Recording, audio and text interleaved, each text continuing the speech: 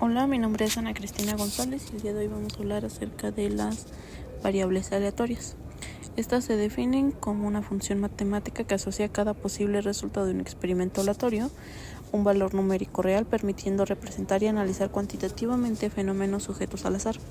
En otras palabras, es una regla de correspondencia que transforma los resultados cualitativos en un experimento, como sale cara o sale cruz, al lanzar una moneda en valores numéricos, por ejemplo 1 y 0, para poder aplicar estos métodos estadísticos probabilísticos. El término aleatorio hace referencia a que los valores que toma esta variable no pueden determinarse con certeza antes de realizar el experimento, dependen del azar o de la incertidumbre propia del fenómeno. Sin embargo, aunque el resultado individual sea incierto, el comportamiento de la variable puede describirse mediante una distribución de probabilidad, la cual asigna a cada valor o conjunto de valores una probabilidad específica de ocurrencia.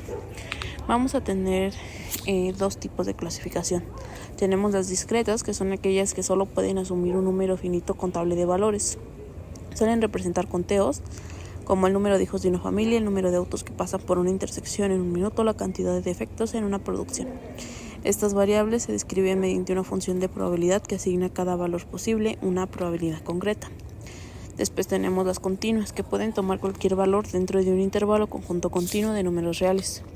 Se utilizan para medir magnitudes como la estatura, el peso, la temperatura o el tiempo, donde los posibles resultados son infinitos, dentro de un rango. En este caso, la probabilidad se describe mediante una función de densidad de probabilidad y la probabilidad de que la variable asuma un valor exacto es nula, calculándose sobre intervalos. Dentro de sus características tenemos que están asociadas a un experimento aleatorio. Una variable aleatoria solo existe cuando los resultados del experimento no pueden predecirse con certeza. Ejemplo, el número que aparece al lanzar un dado. Después tenemos que asignar valores numéricos a los resultados. Convierte los posibles resultados, que pueden ser cualitativos o descriptivos, en valores numéricos para facilitar el análisis. Por ejemplo, cara 1 y cruz 0. Tiene un dominio definido. El conjunto de valores que puede tomar una variable aleatoria se llama espacio muestral o rango de la variable. Este conjunto puede ser finito, infinito, contable o continuo. Se representa mediante una función, tiene una distribución de probabilidad. Cada posible valor de la variable tiene una probabilidad asociada. Esta distribución permite calcular medidas como la media, varianza y desviación estándar. Puede ser discreta o continua. Discreta, pues toma valores específicos, contables y separados, como bien había explicado antes. Por ejemplo, 0, 1, 2 y 3. Continua puede tomar infinitos valores dentro de un intervalo real. Por ejemplo, 1.2, 1.25, 1.251. Tiene medidas estadísticas asociadas. Se puede calcular su valor esperado, media, varianza y desviación estándar y otras medidas de tendencia.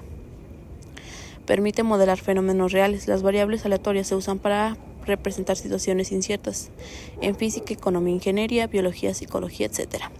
Por ejemplo, el tiempo de vida de un foco, el número de llamadas en una hora o la cantidad de errores en un texto.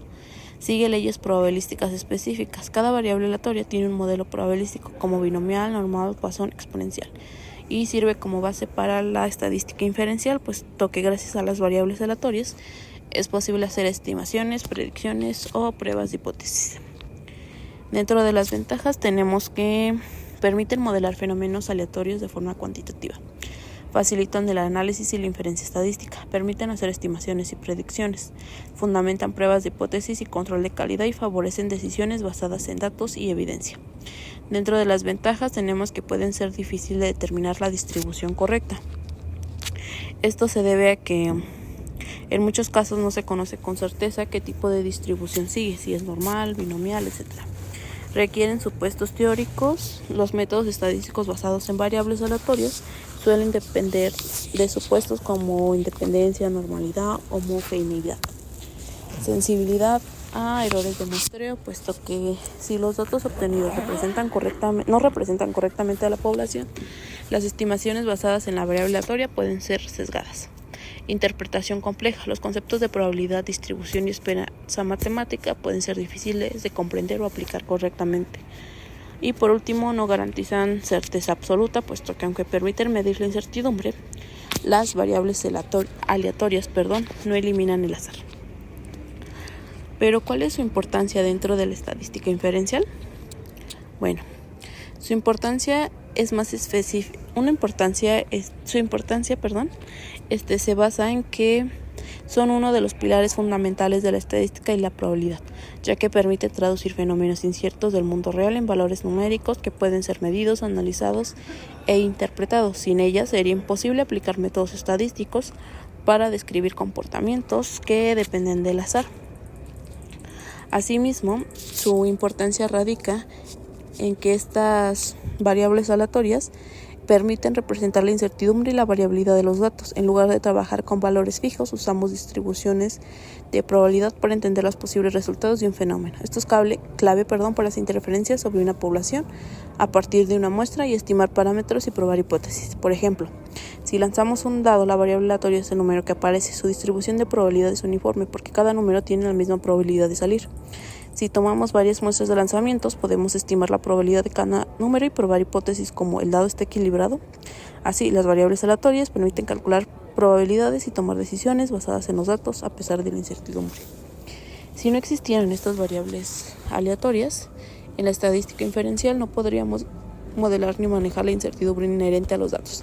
Sin ellas estaríamos limitados a hacer afirmaciones absolutas y deterministas, lo cual no refleja la realidad de los fenómenos que estudiamos, que siempre están sujetos a variabilidad. Por ejemplo, en lugar de estimar una media poblacional basándonos en nuestra y reconocer en una muestra y reconocer que existe un margen de error, tendríamos que asumir que siempre conocemos los parámetros exactos de la población, lo que no es realista en la mayoría de los casos. Las pruebas de hipótesis tampoco serían posibles, ya que no tendríamos una base para evaluar la probabilidad de obtener un resultado por azar. ¿Qué diferencia existe entre una distribución discreta y una continua? Primero debes saber que una variable aleatoria es una función del espacio de probabilidad, que mapea todos los posibles eventos hacia los reales a través de un conjunto medible. La medida de probabilidad que se aplica sobre este conjunto medible se le conoce como función de densidad de probabilidad. Esta función cumple dos propiedades importantes. Para cada valor de x debemos obtener una probabilidad positiva, y por último la sumatoria de cada probabilidad debe ser igual a 1. Pero cuando hablamos de distribuciones continuas, hablamos que cada valor de x evaluado en la función es positivo, y que la integral o el área bajo la curva de la función de densidad debe ser igual a 1.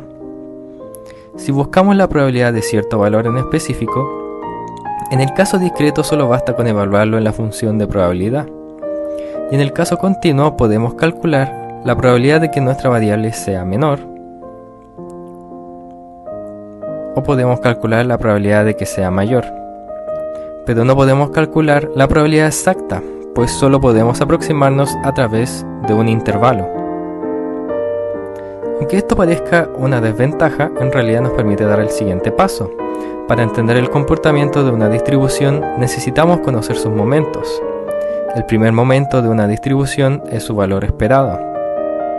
En el caso discreto se define como la suma de cada valor que toma nuestra variable por su probabilidad de ocurrencia. En este caso es la suma de cada valor de x por su probabilidad, y esta sumatoria se podría entender como un promedio ponderado, pero no es el mismo que calculamos para una muestra. El valor esperado de una variable aleatoria no representa una cantidad, sino una función, y esto ocurre igualmente para el caso continuo. Por ejemplo, la gráfica de arriba representa una distribución binomial, y la gráfica de abajo es una distribución normal.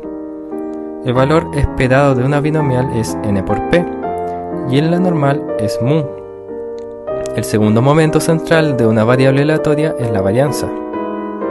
¿Pero para qué nos sirven estos momentos? Pues las distribuciones están relacionadas entre ellas. Cuando el número de ensayos tiende a infinito, en una binomial esta se aproxima a una normal. Y gracias a esto se pudo determinar las condiciones para aproximar una binomial hacia una normal.